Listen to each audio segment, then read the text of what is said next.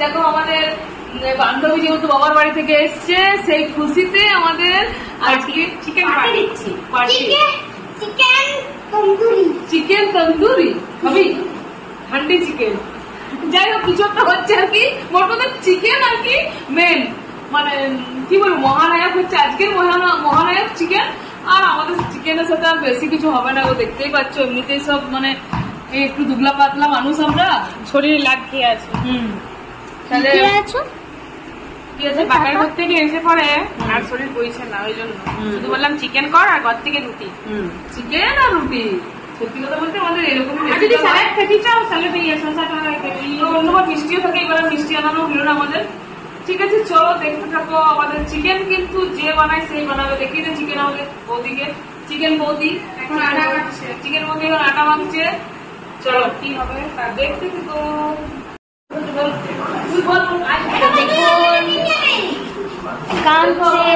এমন এমন কথা বলছি, এরা কান্না করা করাবে জানো। নাটক এটা হচ্ছে,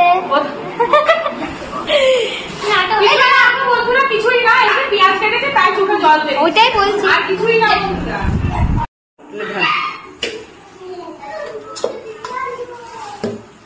চলো চিকেন ঢালাঢালি পর্ব চলছে। চিকেনটা কত আছে বলে দেয়, আমাদের বেশি লোক নেই আজকে। আর আমরা আছি কতজন জানো? ওই 3 জন 4 জন 5 জন 7 জন 8 জন 8 জন 1.5 কিলো আরামসে। 8 জন 1.5 কিলো মাংস ঠিকই আছে, ঠিকই আছে।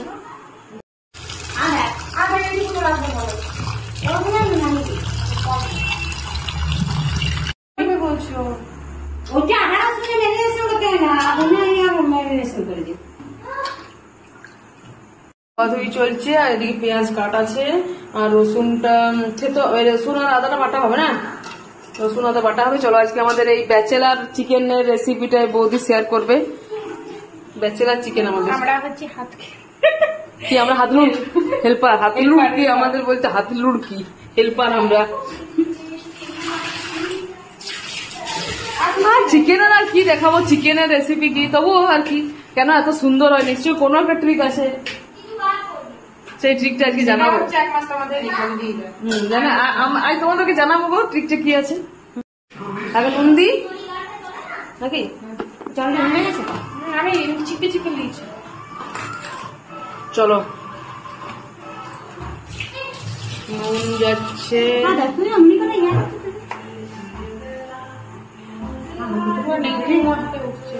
বেশি দিবি পরে দিবি, আরো হয়ে যাবে গেছে।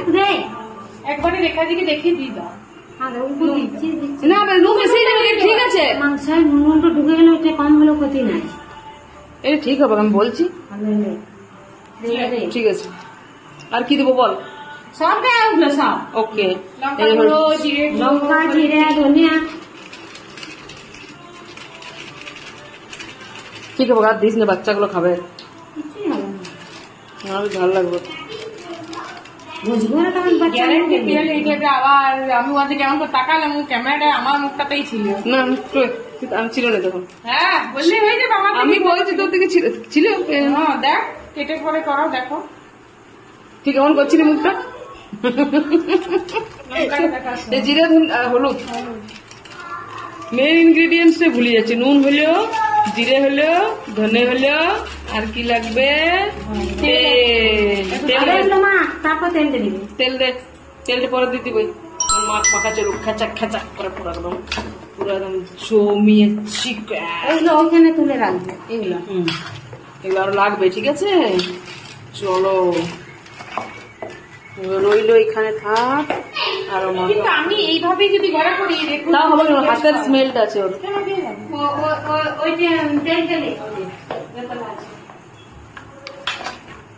কিছুতেই হয় না, আমিও দেখেছি এরকম করলেও হয় না ওর হাতের, ওটা ওর হাতের গুণ। চলে গেল সরষের তেল, জমিয়ে অনেকদিন চিকেন খাইছে। আমার ছেলে কালকে বলছিল না চিকেন কষা, কাল বলছিল সত্যি।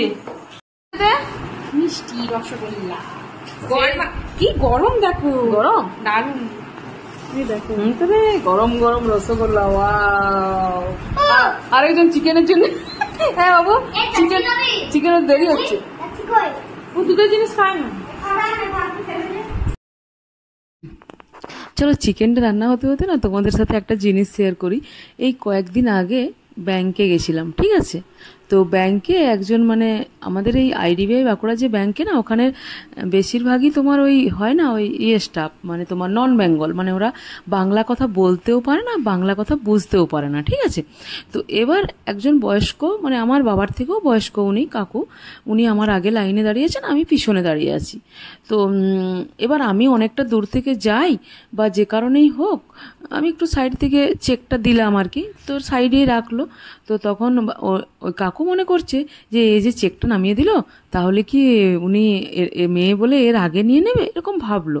তো এরকম ভেবে উনি বলছেন যে ম্যাডামকে যে ম্যাডাম তাহলে আমারটা কখন হবে? তো তখন উনি বলছেন, হিন্দিতে বলছেন যে আপকা 2 সেকেন্ড মে হয়ে যায়গা, এরকম বলল। তো উনি সেটা বুঝতে পারলেন না, তখন বলছে হ্যাঁ কি বলছেন, মানে বয়স্ক মানুষ তো বুঝতে পারেনি, ঠিক আছে, বলছে হ্যাঁ কি বলছেন? তখন বলছে যে তোমারটা করে দিচ্ছি, এরকম একটা টান করে হিন্দিতে বলল। উনি তখন চড়াও হয়ে বলছে এ কোন স্কুলে পড়েছে, কোন শিক্ষায় শিক্ষিত, এর বাবা মায়ের কি শিক্ষা, এ আমাকে ওর বাবার বয়সী মানুষ, ও আমাকে তুমি করে কথা বলছে, মানে এমন চড়া হয়েছে। উনি তো পুরো থতমত, উনি তো কিছু অতটা বুঝতেও পারছেন না বাংলা কথা। তো আমি মানুষটা এরকমই, অন্যায়টা মানে প্রশ্রয় দিই না, তাতে সে যেখানেই হোক যাই হোক, আমি মানুষটা এরকমই, মানে গিরগিটির মতো রং বদলানোর মতো মানুষ আমি নই, ঠিক আছে? যে আমি ওনাকে বলবো হ্যাঁ ঠিকই বলেছেন ঠিকই বলেছেন, কেন কি ওনার ম্যাডামের ভুল কোথায়? উনি তো প্রথমে বলেছেন যে আপকা হয়ে যায়গা 2 সেকেন্ড, উনি বুঝতে পারেননি, তখন উনি আপনি না বলে ওটা টেনে তোমারটা হয়ে যাবে এরকম কিছু একটা বলেছে।